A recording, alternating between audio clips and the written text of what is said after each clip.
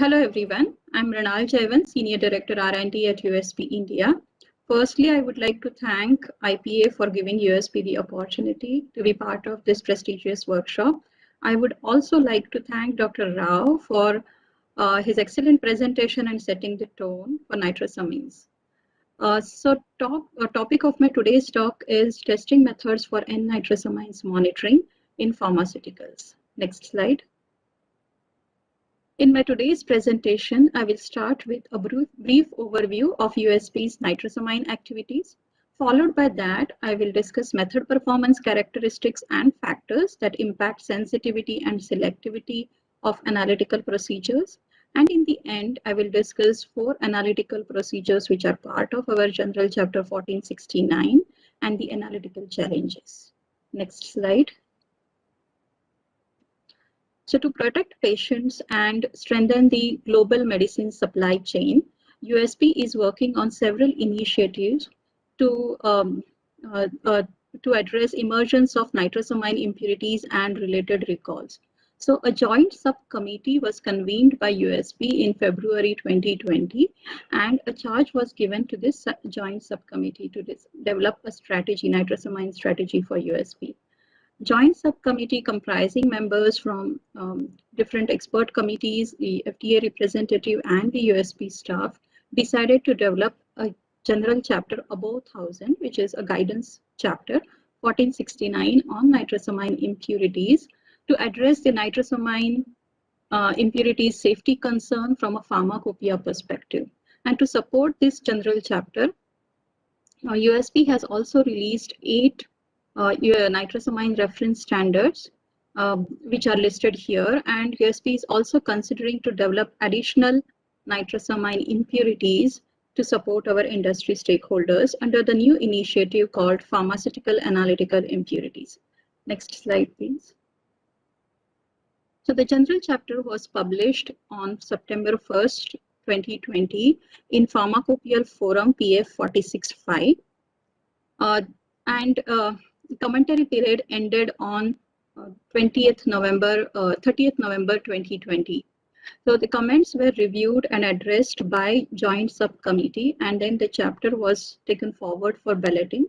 This chapter was further approved by chemical analysis expert committee, general chapter expert committee, and the chapter was published in the USP NF 2021 issue 3. On 1st June 2021. The chapter will be official from 1st December 2021. We go to full screen mode. Okay, next slide.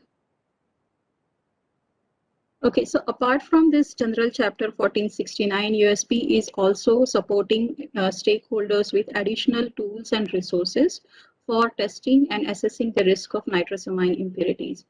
So USP has held scientific webinars, workshop, roundtable conferences, discussions and conferences on nitrosamine impurities to raise awareness about regulatory requirements as well as about the general chapter 1469. USP has also uploaded nitrosamine tutorial videos to YouTube to help our analytical scientists in the troubleshooting of analytical procedures, and published review article on testing methods. Just go to next. Next, please. Yeah. USP is recently launched education course on nitrosamine general chapter 1469 on 15th and 16th of June 2021. Next, please.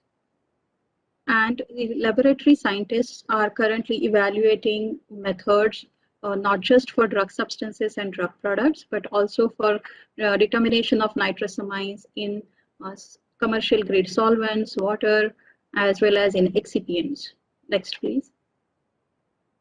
So recently, USP has launched nitrosamine exchange knowledge community. So here the experts from across the world, they exchange their ideas, knowledge, experience with each other.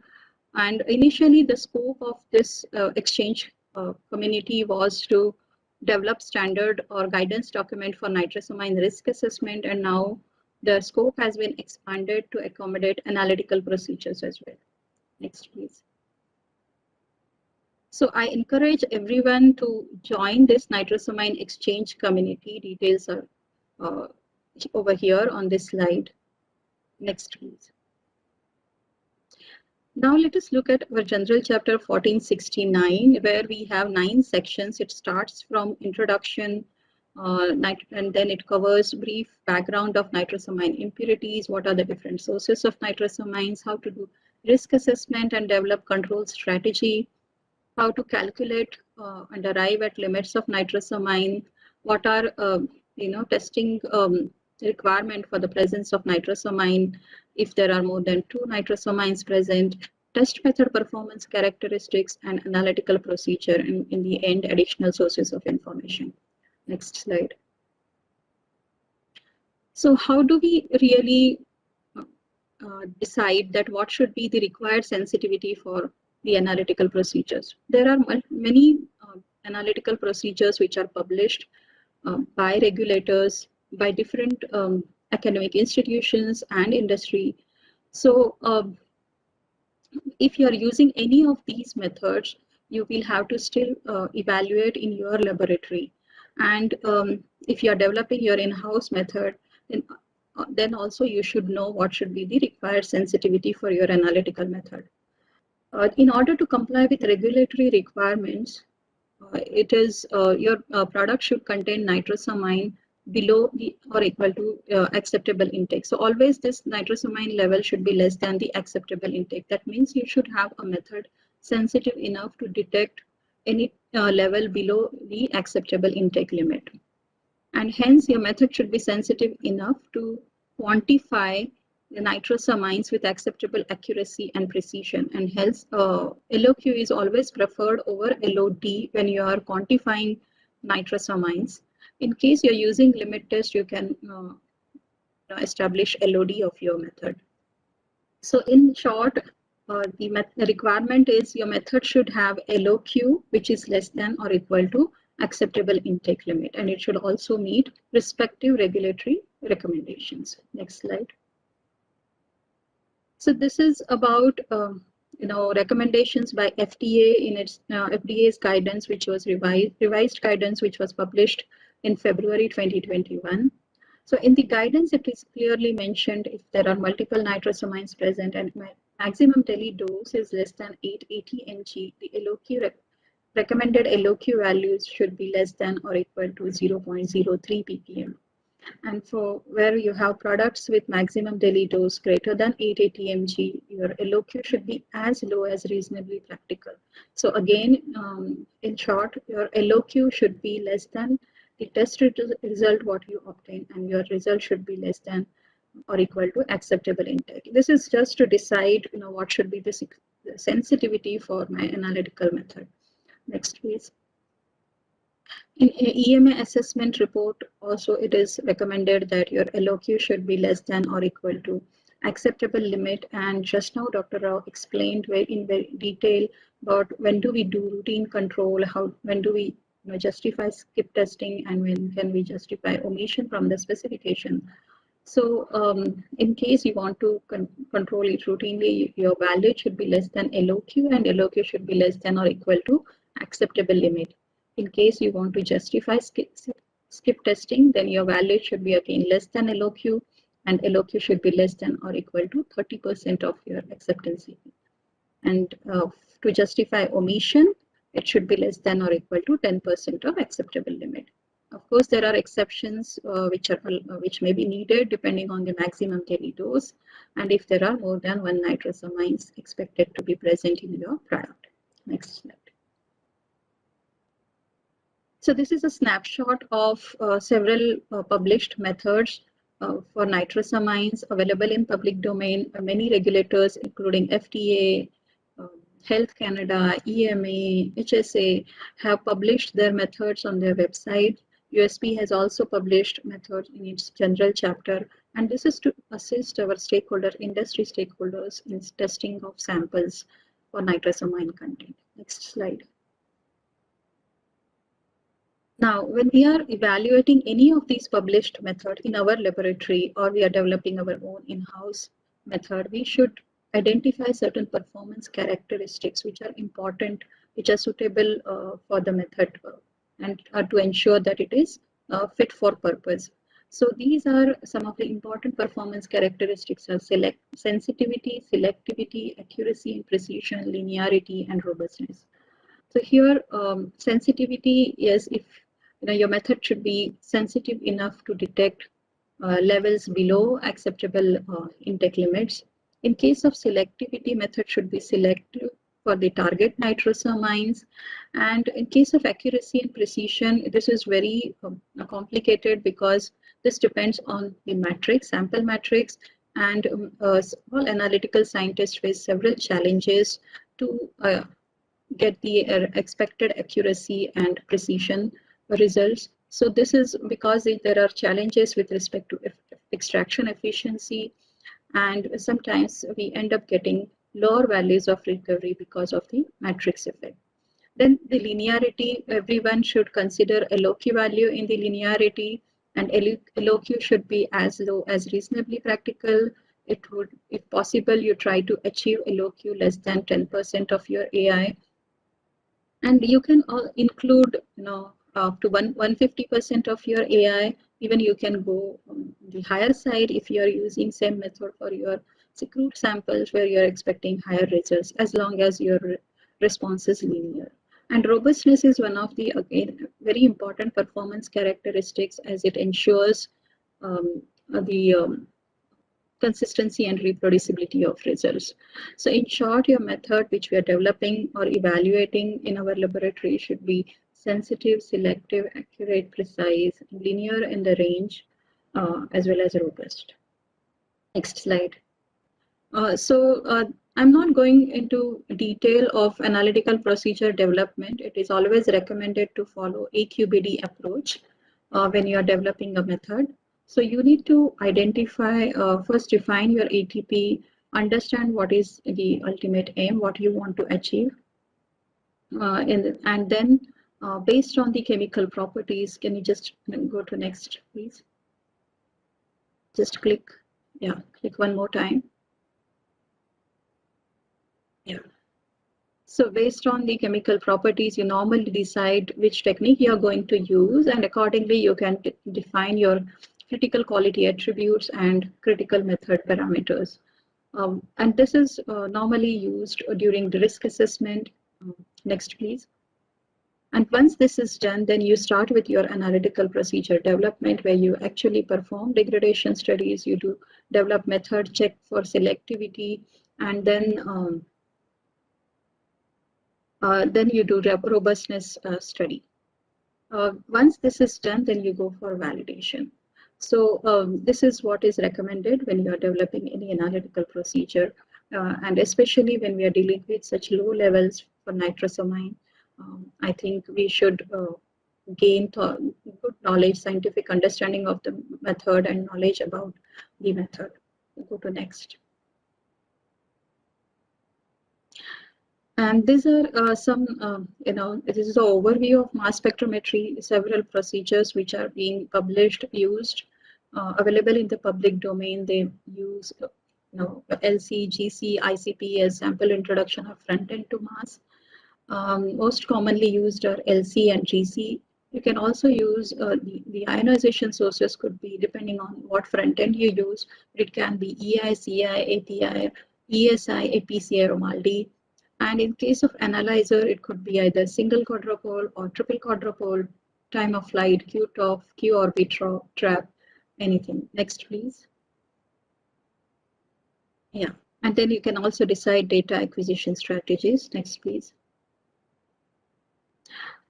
You need to also understand what exactly you want to achieve. Is it, is it that the method should be more selective or sensitive? So in case you have compounds which are closely having MZ values very close, you cannot use mass analyzer having low resolving power. So in that case, you need to use higher resolving power mass analyzers to get greater selectivity.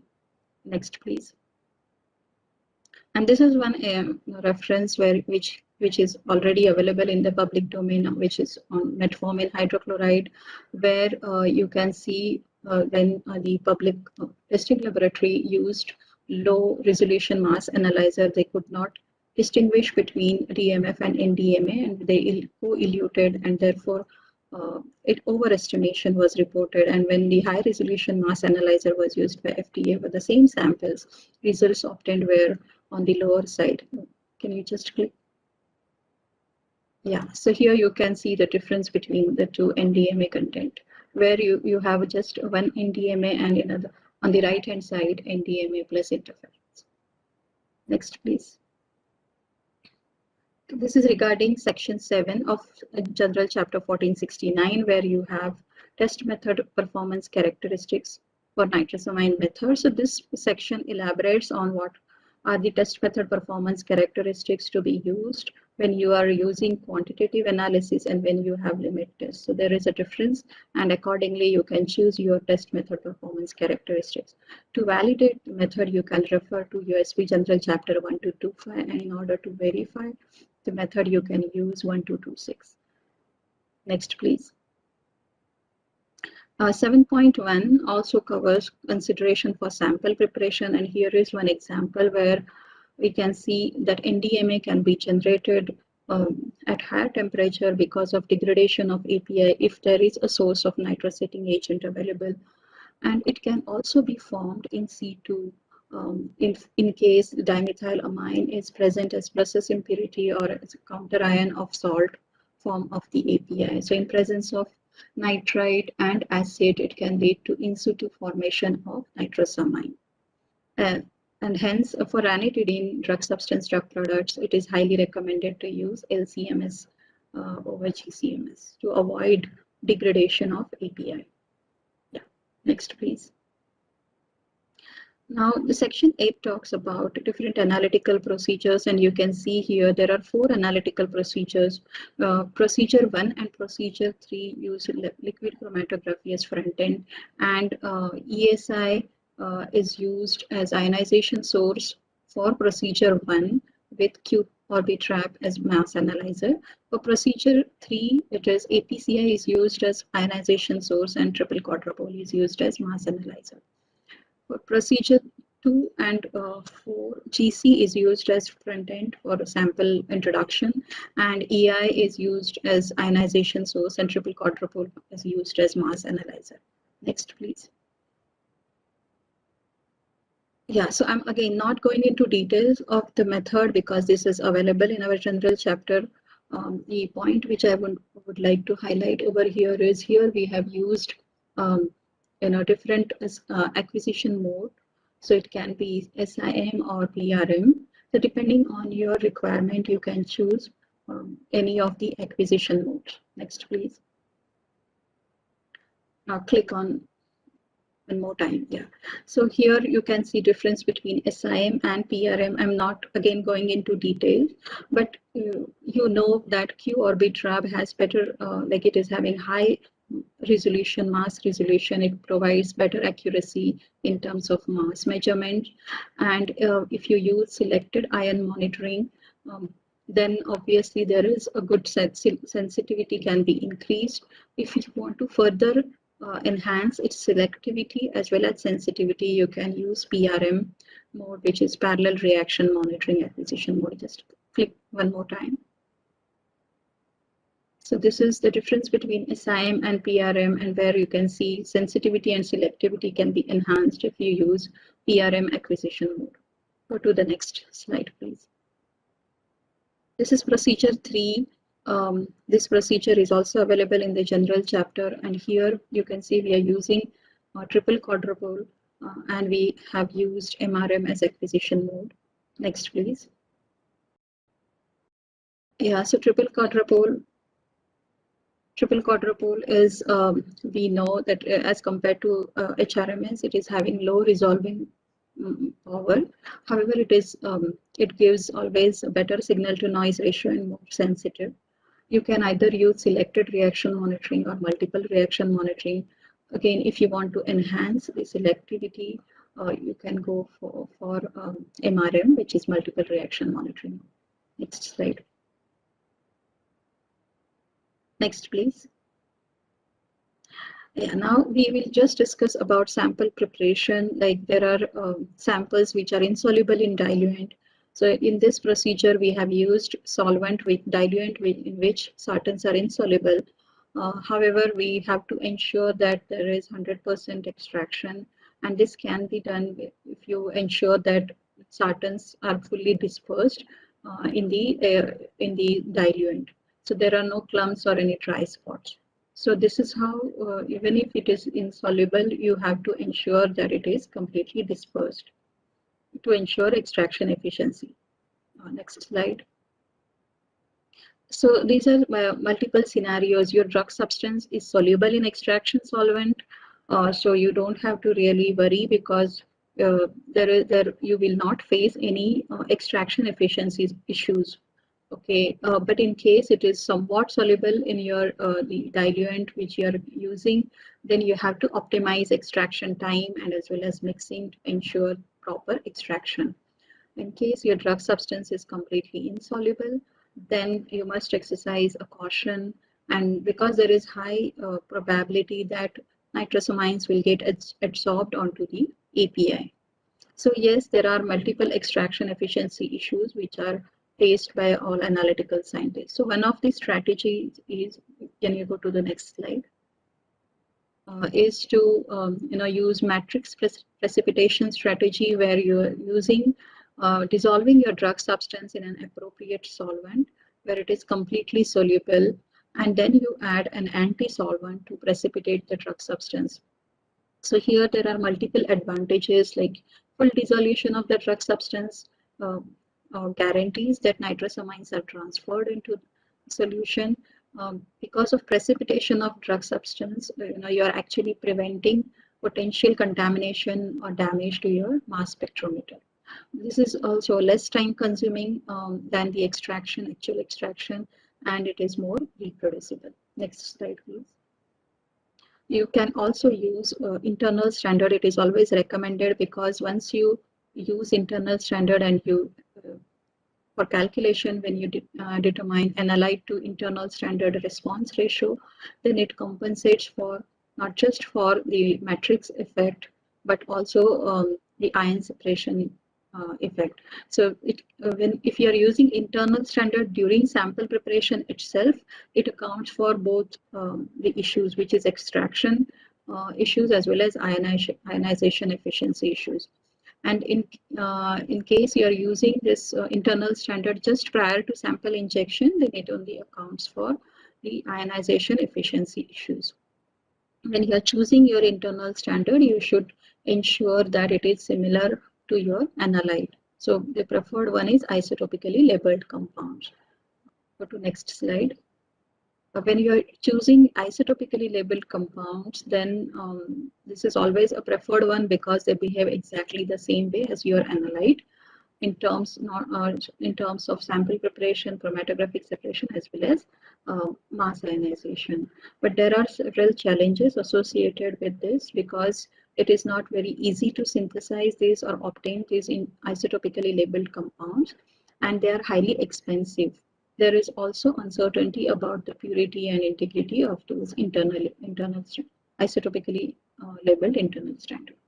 So in USP General Chapter 3 of the procedures, you can see that we have recommended use of internal standards. Next slide, please. So this is procedure 2. Again, I'm not going into detail, and here also we are using triple quadruple. So we have used multiple reaction monitoring mode, and you can see there are 2 transitions for some of the nitrosamines we are recommending, and this is to just reduce the interference and enhance the selectivity. Go to the next slide. This is procedure 4, which is similar to procedure 2, which we discussed just now. Next slide, please. So this is my last slide. Just go on clicking until you finish. So you can just go on clicking. There is few more. Yeah, click one more time. One more time. One more time. Yeah. Yes. So this is a summary of factors which have impact on sensitivity and selectivity both.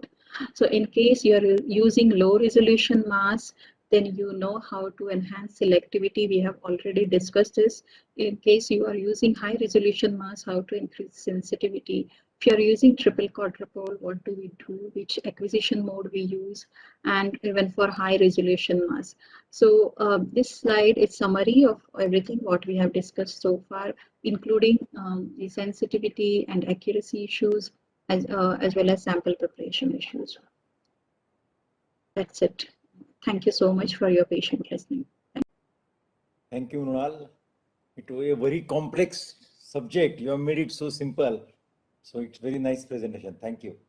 I think there are not many questions. There are two questions. Let me ask first question. It is from the Hariom Prakash Vishwakarma of Intas Pharma. He's asking, are biological products containing excipients comes under evaluation of nitrosamine impurities or not?